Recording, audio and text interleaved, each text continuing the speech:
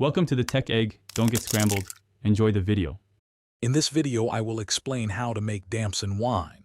First, you'll need about 2 kilograms of ripe Damsons, ideally picked after the first frost for maximum flavor.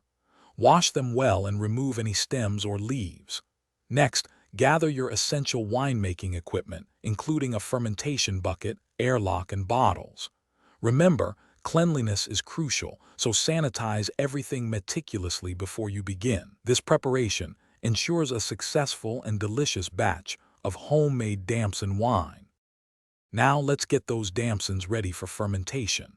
Gently mash the fruit in your sanitized primary fermentation bucket. A potato masher works perfectly. This helps extract all the wonderful Damson flavor. Next, dissolve about 1 kilogram of sugar in 4 liters of boiling water, then pour it over the mashed Damsons. Once this mixture cools to around 20 degrees Celsius, add your wine yeast. Stir it in well, then cover the bucket and fit an airlock. After about 5 days in the primary fermenter, it's time to move your wine.